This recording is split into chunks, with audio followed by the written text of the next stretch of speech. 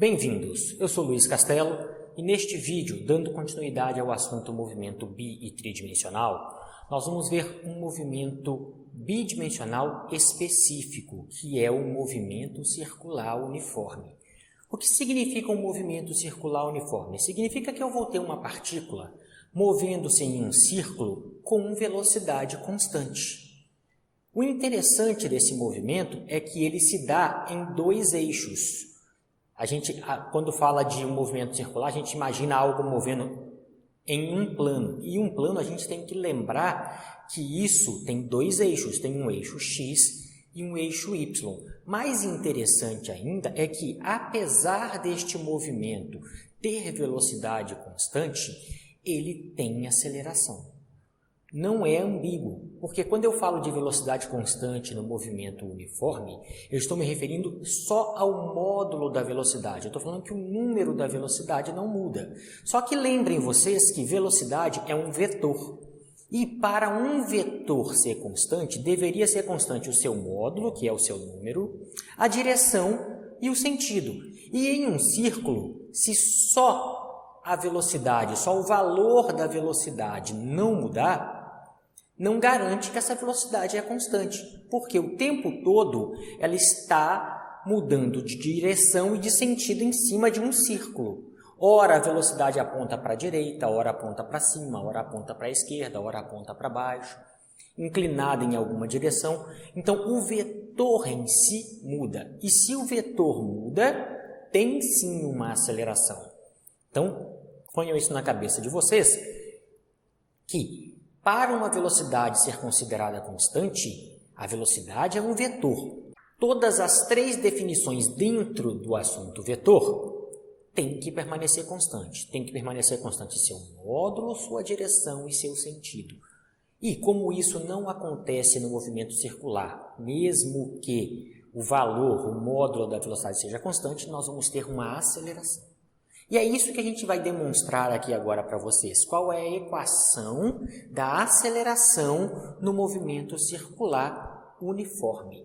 Vamos lá, eu já deixei o desenho aqui no quadro para poder ficar mais simples para a gente. Imaginem o seguinte, passando aqui agora por este ponto P, eu tenho uma partícula que está com essa velocidade apontando para lá.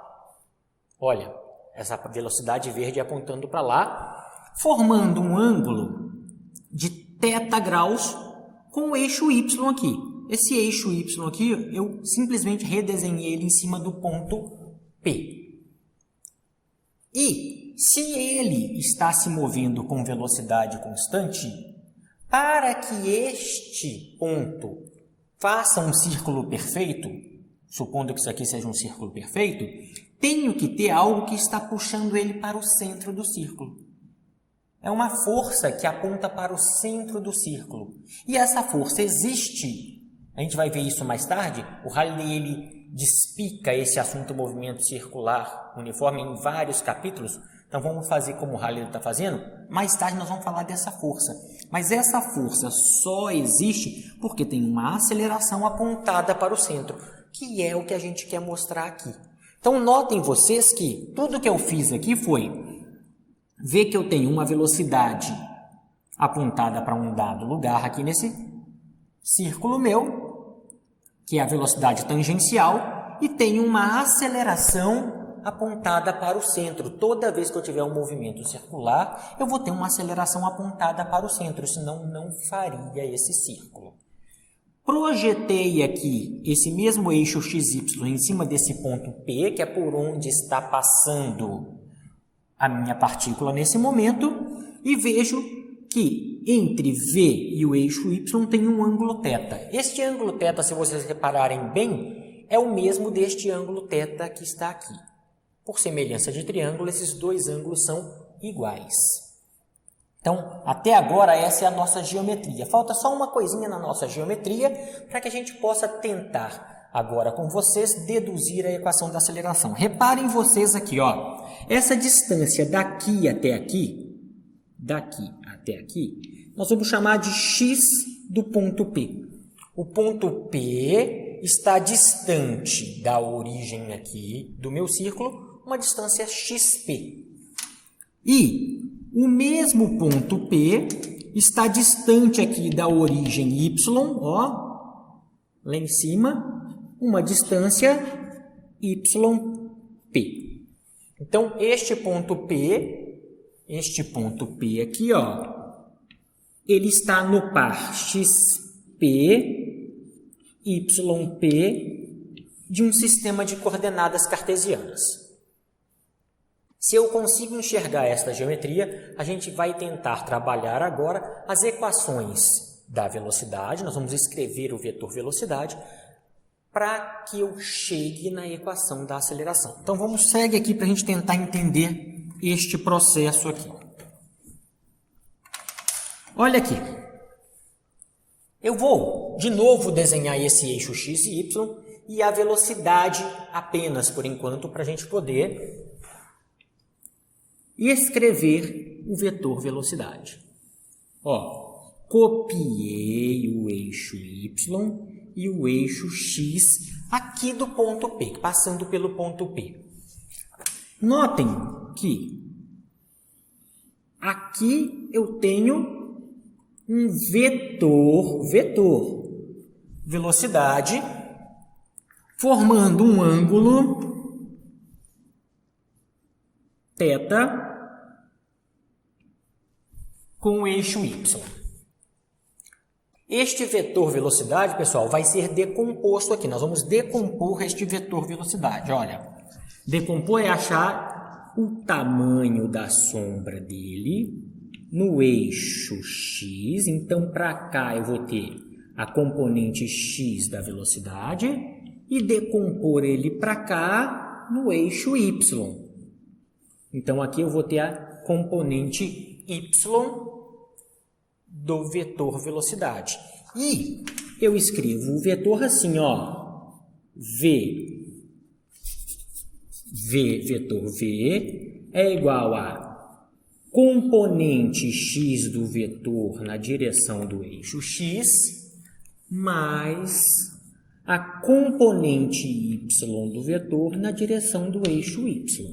É assim que a gente escreve um vetor de forma genérica. Mas vamos ver aqui quem é o Vx e quem é o Vy. Reparem aqui comigo, ó. Vx, esse tamanho aqui, não está encostando o ângulo θ no eixo x.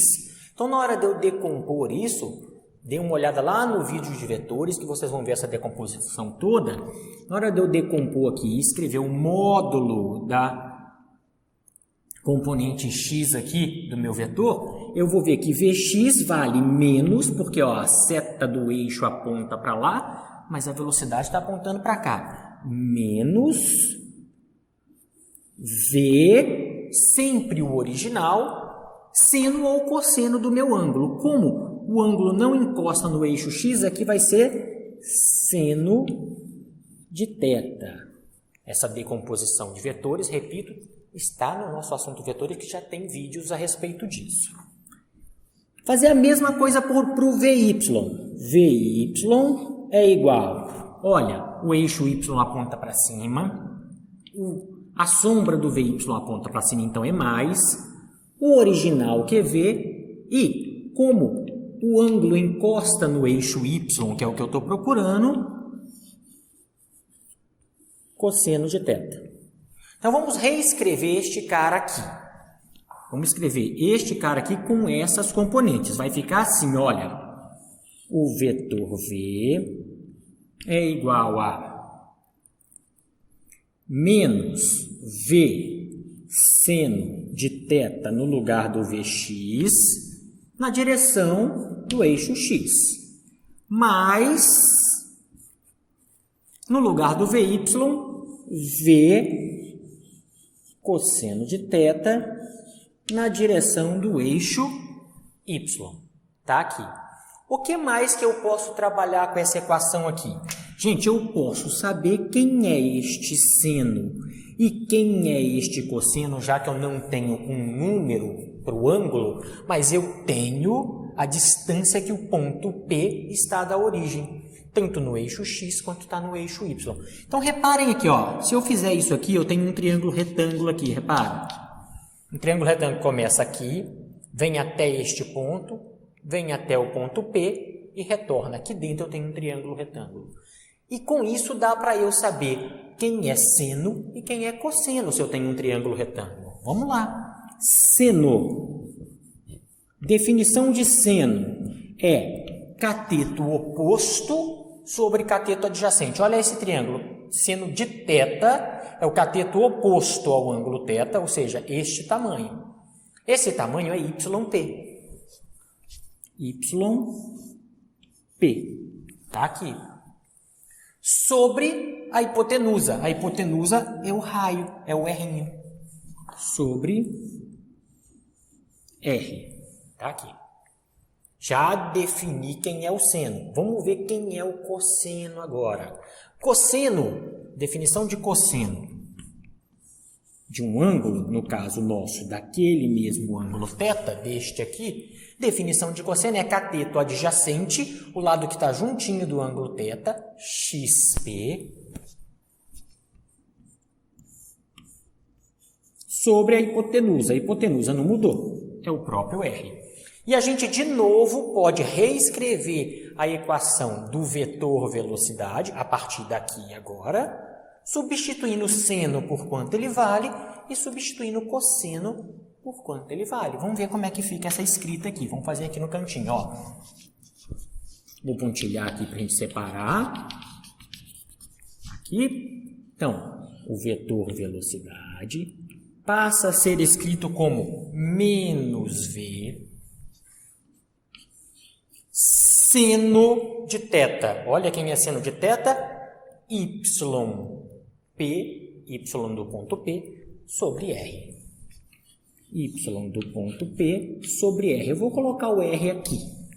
É uma divisão, eu posso colocar debaixo de qualquer um dos dois. Eu escolhi botar debaixo do V, porque este cara não muda e este cara não muda no movimento circular uniforme.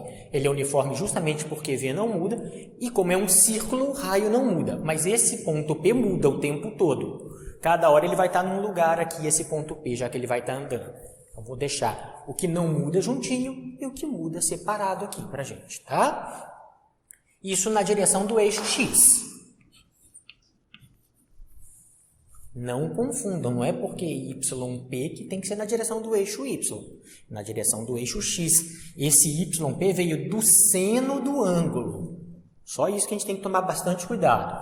O que eu tenho mais? Mais a velocidade vezes o cosseno do ângulo. Opa, o cosseno do ângulo está definido como XP sobre R por causa deste triângulo retângulo. Então, vai ficar XP sobre R. Pelo mesmo motivo, eu coloquei o R aqui. O que não muda, o que não varia ali no meu movimento, eu coloquei junto. O XP varia a cada momento. Deixei separadinho ali. Tudo bem? Então, vamos dar sequência aqui. Gente, esta, na direção do eixo Y. Vamos colocar aqui que a gente está descrevendo um vetor. Está aqui. Então, gente, essa aqui agora é a nossa equação geral para a velocidade desta partícula que está se movendo aqui neste círculo. Mas o que a gente quer saber? A gente quer saber qual é a aceleração. E como é que eu obtenho a aceleração a partir da velocidade? Isso a gente já sabe também. Se eu quero saber a aceleração a partir da velocidade, lembrem que a aceleração é a derivada da velocidade. dv dt. Se eu fizer isso, se eu derivar a equação da velocidade, eu vou obter uma equação para a aceleração. E é isso que a gente vai fazer aqui agora. Então, vamos lá derivar? Olha aqui, ó.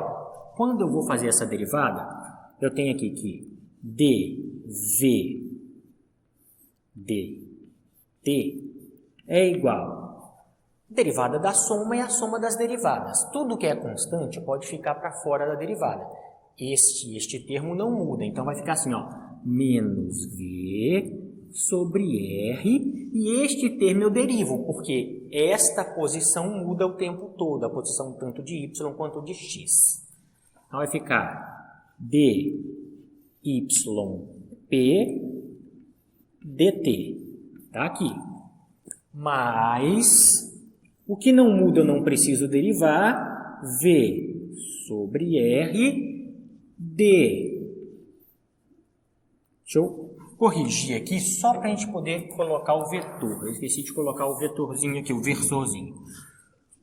E chapéu mais V sobre R. Este eu tenho que derivar porque este muda. dxp na direção do eixo y dt. Ótimo, tá feito a derivada aqui. Agora a gente tem que enxergar algumas coisas nessa derivada. Quais são as coisas que eu tenho que enxergar? Vamos lá. A primeira coisa, óbvio, já está até escrito aqui, é que dv dt eu posso chamar de vetor aceleração. Está aqui. A próxima, vamos aqui com calma, eu vou copiar isso aqui, menos v sobre r. E a próxima é que quando eu derivo y em função do tempo, eu estou derivando uma posição em função do tempo, eu estou encontrando uma velocidade.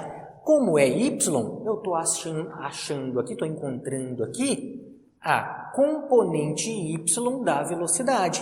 Então, isso aqui ó, é o Vy que eu encontrei. Ó. Se eu derivei y em função do tempo, eu encontro a componente y da velocidade. Segue, mais... Ah, professor, e o i está aqui, vamos esquecendo de novo. Mais... Mesma coisa para lá.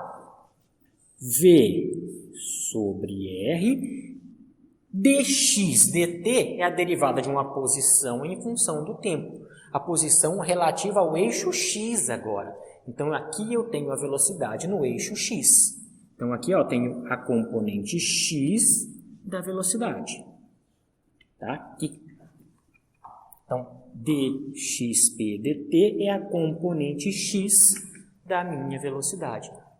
Só que se eu olhar aqui no quadro ainda, eu tenho as duas coisas. Eu sei quanto vale o vx e o vy aqui. E é isso que a gente vai trabalhar. Vamos pegar daqui? Ó, Vx vale menos V seno de θ e Vy vale V cosseno de θ. Eu só vou trocar isso aqui, por isso que já estava no quadro que a gente obteve aqui através desta projeçãozinha aqui que eu tenho aqui. Então, vamos lá, vamos seguir. Vai ficar aqui a vetor aceleração é igual a menos V sobre R Vy. Vy vale V cosseno de θ. V cosseno de θ na direção do eixo x. Mais está aqui, V sobre R está aqui, Vx. Mas Vx vale menos V seno de θ. Vamos colocar aqui. Menos V seno de θ na direção do eixo y. Olha o que a gente vai fazer aqui. Multiplicar os V's e fazer o joguinho de sinal quando necessário. Vamos fazer isso do lado de lá? Olha lá.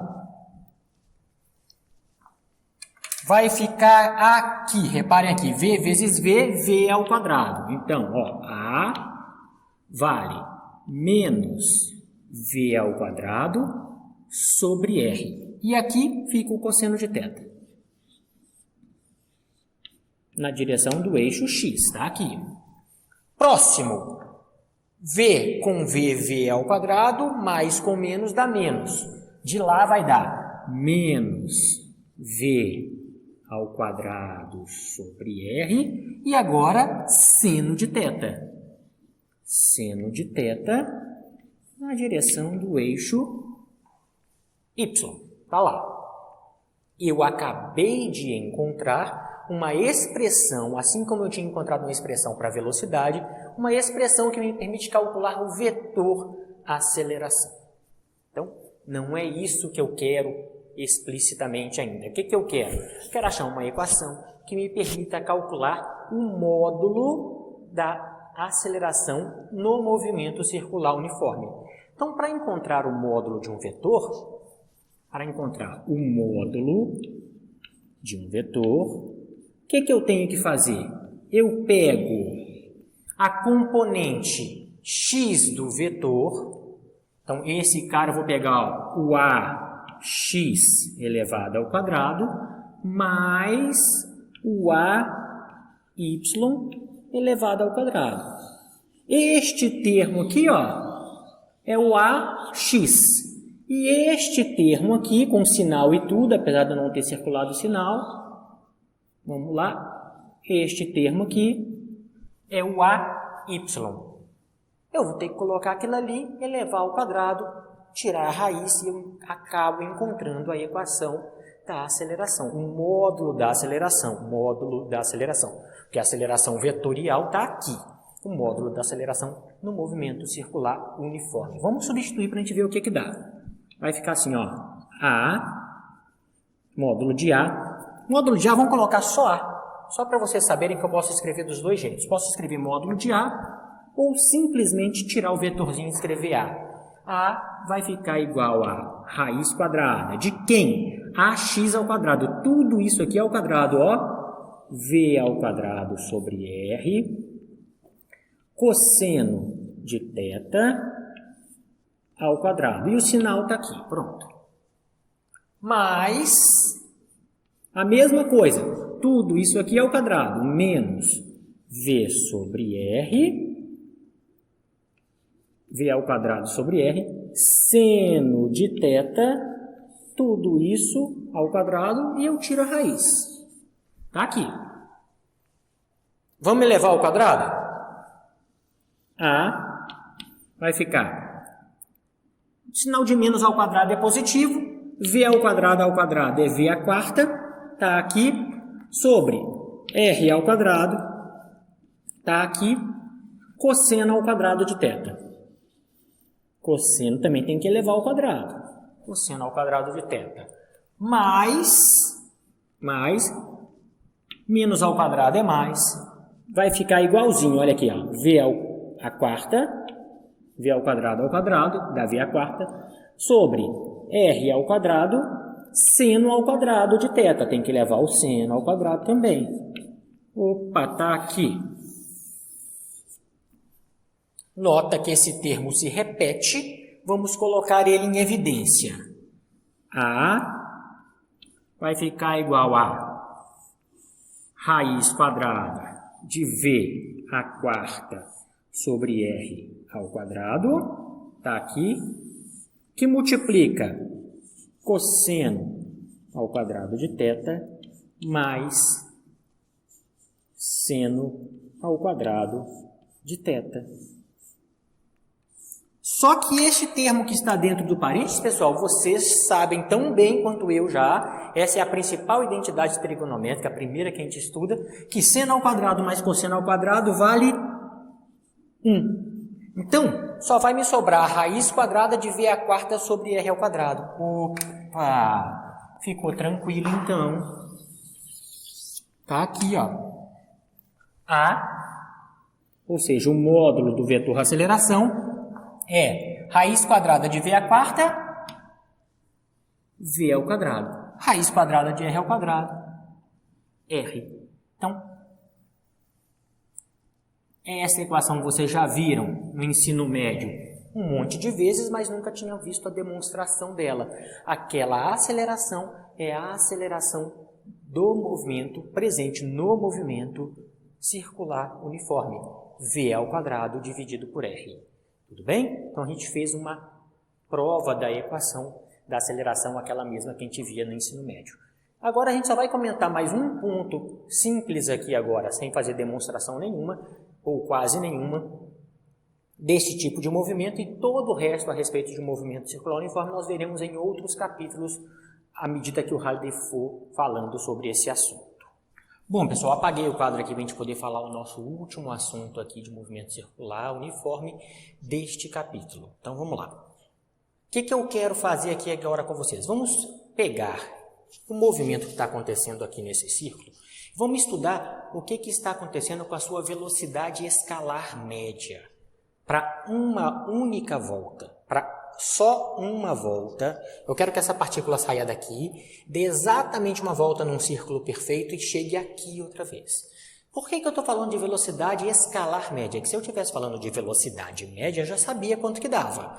A velocidade média para sair e chegar no mesmo ponto é zero. Porque velocidade média é deslocamento sobre o tempo que ela gastou para fazer esse deslocamento. E deslocamento é a distância entre o ponto de chegada e o ponto de saída. E seria o mesmo. Agora eu quero fazer a velocidade escalar média, que vai me pegar toda a distância percorrida sobre este círculo, dividir pelo tempo que ele gasta para fazer isso. Então, vamos ver o que acontece com a velocidade escalar média. Vou chamar simplesmente de V aqui.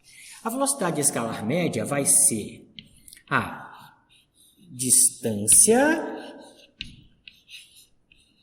percorrida dividido pelo tempo que ela gasta para fazer isso. Só que eu quero isso para uma volta, para uma única volta. Porque se eu sei de uma volta, eu sei de 2, 3, 4 mil voltas, porque a velocidade não vai mudar o seu valor numérico. Então, a velocidade vai ser a mesma para todas as voltas. Vamos ver como é que fica essa equação aqui, simples, simples, simples. Segue aqui.